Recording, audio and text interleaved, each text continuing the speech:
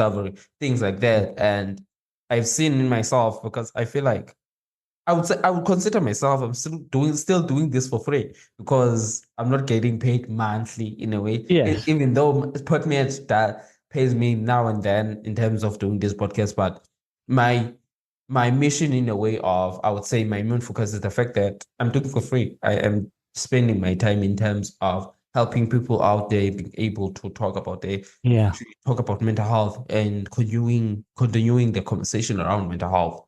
And Mm. again, you spoke in terms of you being a coach, something that you said, and in terms of self-talk. And sometimes when it comes to self-talk and thinking, usually it becomes negative. How Yeah. do Well, you make how do you make sure that your clients are always positive and try yeah, and yeah. that's a lovely question. I get asked that question a lot.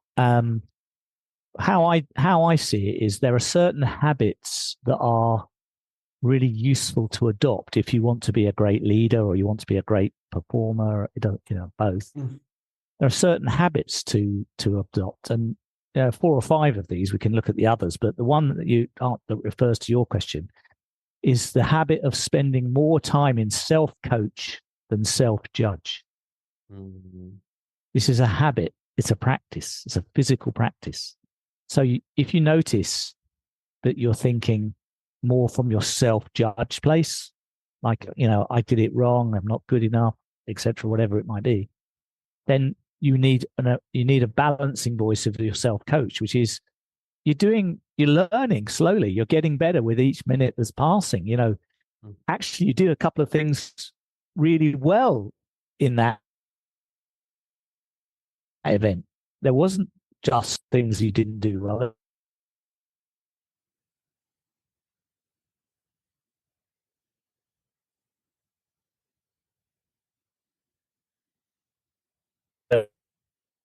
And say, if you're learning in a job, you can Mm. go to a colleague and say, "Can you tell me what I'm doing really well at the moment, and can you give me one or two things I could improve and do better?" I'm really interested to hear both of those, because most people tend to ask for feedback around the things they think they're not doing really well, which Mm, is mm, okay, but it's only half the picture, because we are obviously doing a lot of things that do work. And so I- so that balancing the self coach and self judge, but actually I would recommend you spend 80% of your time in the thoughts and voice of your self coach, and maybe mm. 15-20% in self judge if you need to. It's the other And way around. yeah. Most people, it's 80% self judge. Mm. And I always find myself when within this type of conversation, I always find myself in a way of that thing of self-judging, of self-doubting. And always find Yeah. myself going back to childhood trauma. And it's Yes. something and whereas people end up actually looking for validations to other people Mm. that actually want to hear them saying that I'm worth it. Yeah. And Yeah. I wouldn't lie, I once was in that space, whereas I didn't actually believe at what I was doing. And Yes. I believed that actually I needed to have a certain validation from a certain people. Because Yeah. I remember I was in high school, I had this thing of actually wanted to fit in with other people and being able to my feelings in a way of being validated through Mm. by other kids, of not actually realizing that the power Yeah. all this time was in with me. I would say that. And it's something that I had difficulties in terms of getting into. But as fast forward today, I have learned a lot. And I've learned a lot from people that I've interviewed. I have learned a lot from people that I've been listening to when it comes to podcasting. And Mm. it's something that is quite amazing. And at the same time, it's quite scary, because at some point I ask myself, when did I get here?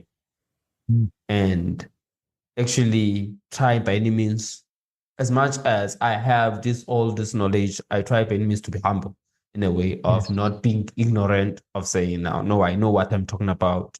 in a way of the fact that people have a certain way of viewing you.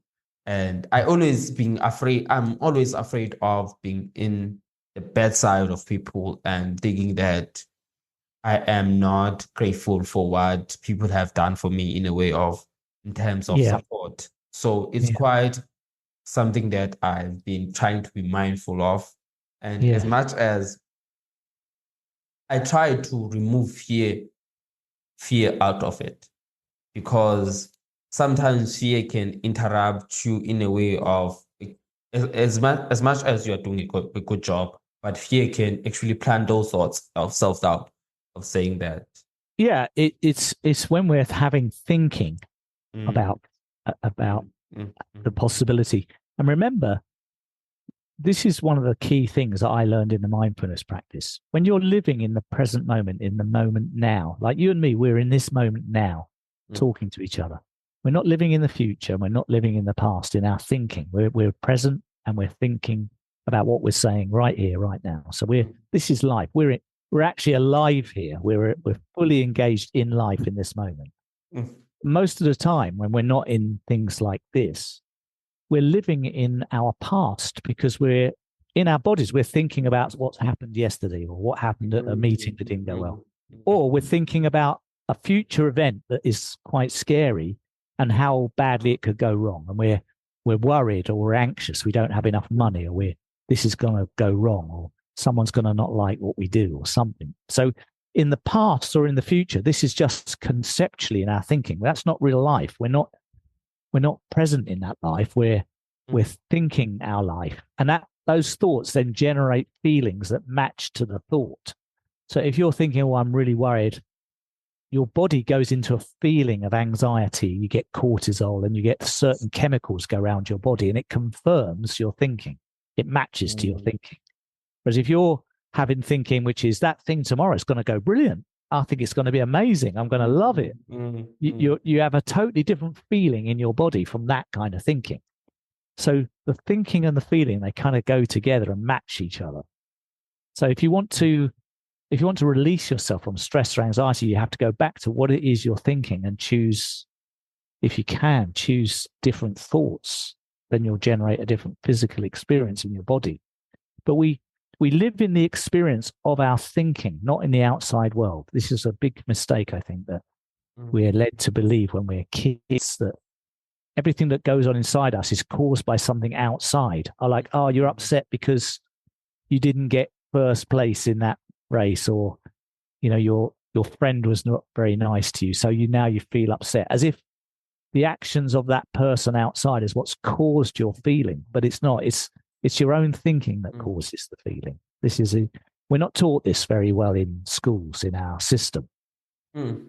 And again, I just want to add to something that you said. Actually, I would say more or less of a question in a way. As you said, that sometimes with things that happen to us, we think that they are influenced by, I would say, let me say, outside noise. How do Yeah, we that's a good actually, phrase. Outside noise. Yeah, it's the how do right. we actually turn down that noise and being able to say that, oh no, this noise is too much. Let me Yeah, mute it in a way and yeah, not allow it to actually be part of, I would say, my life or my journey. That sometimes, yeah, as you mentioned, that meditation is quite something that you need to actually have be quiet and actually focus on the present. We spoke up and again spoke about something that was powerful, presence. yeah, yeah, How do you yeah, get it quiet? yeah. Well, the first thing I had to do is just to become still. When there's a lot of noise, just become still and quieten your own mind for a few minutes, just because you have access to much deeper and wiser thinking when your mind is quiet. Mm, mm, It's a bit like it's a bit like um, your mind is like a valve. When there's a lot of outside noise, the valve shuts down its very small aperture. But when you're mm, quiet and you're still, the valve opens wide and you can get a lot more innate wisdom and understanding and intuitive mm, knowledge through your thinking.